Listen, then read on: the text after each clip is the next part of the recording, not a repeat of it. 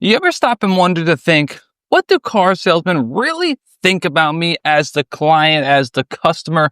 What do car salespeople think about me? It's always the other way around. What do the customers think about the car salesman? It's never what the car salesman thinks about the customer. So I thought today I'd be the one to kind of talk about it a little bit. I've been selling cars for a long time, maybe 4 or 5 years around that, that time frame. I've been in the customer service realm for way longer than that. So I know a thing or two about customers. And don't get me wrong, I love a good customer. I love people. I love dealing with people. I love selling people things. So don't get it the wrong way from what we're kind of talking about. Don't take it the wrong way. But there's a certain demographic of customers that we're going to kind of dive into today, and you might fall into one of these demographics. And if you do, no hard feelings. I'm just kind of telling you what's on my mind. The first customer I wrote them all down. They're all written down. Okay? There's about 4 or 5 of them. So I'm going to show you them, kind of dissect what I'm talking about. If you're in the same realm of customer service or sales, you're going to relate to this big time. But let's talk about it. The first type of customer I want to talk about is the lowballer. This is kind of like the most, well-known type of customer, right? They come in, they see a car they want, they know it's a good price, but they're going to hit you with 5 to 10 grand off that price. And obviously, that is frustrating. Trust me when I tell you, because I've been doing this for a long time. I understand you want a good deal. I understand you want the best price. I understand you think negotiating you absolutely have to do it, otherwise you're going to get ripped off. I understand that feeling, that thought process. But when you make up a number like 5 to 10 grand off a car, the dealerships don't have that much markup in a car. There's no way. So when you ask for such an outrageous discount, it can be frustrating, right? You have people that come in, they do their research. They know an average of discounts that you can usually get on a car, $1,500, $2,000, whatever it is for that specific car. They come well prepared. The lowballer doesn't come prepared. They come in with a made up number in their mind. They're like, you know what? $7,700 off sounds like a good price. That's what I'm going with. And they'll hold to it. Obviously, it doesn't usually go too well. So that's the lowballer. They make up the number, no justification whatsoever. If you ask them, where'd you come up with that number? They'll go, I don't know. Just seems right. No good. Frustrating, not fun. Let's move on to the next type of customer that's quite frustrating. We got the time waster, man. Now, the time waster, I understand. The time waster is very subjective, right? Somebody could come in just trying to get some research. They want to test drive 4 or 5 cars. That's what they're hoping to accomplish. I understand that. I wouldn't classify as a time waster. Maybe you would. Somebody else would. But if someone's just trying to understand what they're looking to buy, so they need to test drive a couple cars, they got to write down some notes, I understand. The time waster is someone that literally just wants to waste your time. Believe it or not, there are people out there that really just want to waste the salesman's time. Why? I'm not entirely sure. In their brains, they feel like it's okay, even though you have no intention of buying a car or no intention of buying anything. They feel like it's okay to grab a salesperson, look at cars, test drive cars, have a little fun, even though they'll tell you, I'm not looking to buy a car until 2035. Yeah, I want to test drive some cars just to waste a little bit of time. I'm back in service, blah, blah, blah. Now, as a professional like myself, I'll never turn down a customer that wants to waste a little bit of time. Is it frustrating? Of course, because you're missing out on opportunities of people that do want to buy a car. Yet you're with a guy or girl, whatever, you know what I'm saying, that just wants to kill some time, an hour or two. Like I said, it's my job to do that. It's my job to take care of the people that have no intention of buying a car. It's my job. Am I going to complain about it? No. Am I a little bit frustrated about it on the deep inside, knowing in my brain that this guy is not or girl is not buying a car?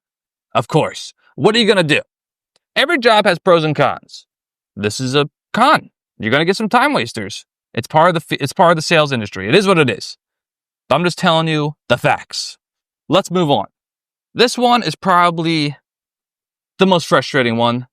The most, this type of customer right here, when you're done with them, you just feel sticky. You feel gross, if that makes sense. Let's talk about it. Anti-salesman.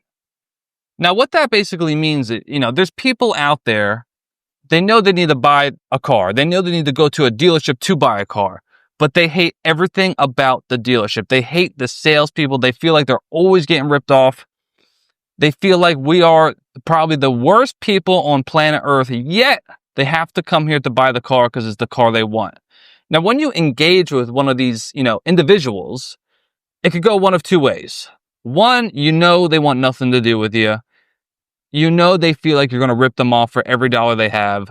They just don't like you, but they understand that this is how, if you want the car, you have to go through it this way. And you both kind of have that understanding, and it's not too bad of an experience. The other way is when the person hates you so much for absolutely no reason other than just doing your job. It's probably the most agonizing experience that you're ever going to go through. It's brutal. Like, you ever meet somebody in like a mutual friend group and you can just tell they want nothing to do with you. They just don't like you and you can't really put your finger on it. Why? Like, you just know they want nothing to do with you. And it's a crappy feeling because you're like, what did I do? Like I'm a nice person. Like, what the heck?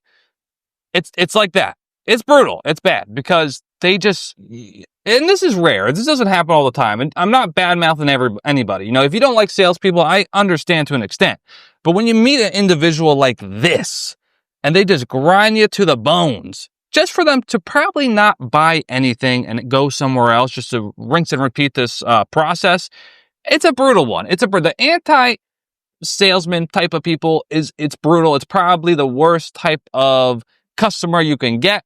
And when you get someone like this, you just kind of have to grind your teeth and bite your tongue and just push through it because it is what it is. If you can relate to this, leave me a comment. Tell me your experience. Tell me your way of handling that because I would love to hear it.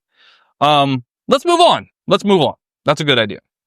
Next type of customer that you can run into, that I run into all the time, is the dream buyer. So this basically means someone that's looking for a really nice, expensive, bougie car, but then that might not be their budget. You get what I'm saying? Everybody on planet Earth has a budget. I don't care if it's $10,000 or $10 million. Everybody has a budget, and it's very important to do your research and stay within that budget and be realistic. It's not really the salesman's job to tell you that you can't afford this car. You get what I'm saying? And this happens a lot. So someone might come in, they're here for a 70 grand pickup truck. Bougie, all the bells and whistles, nice, wheels.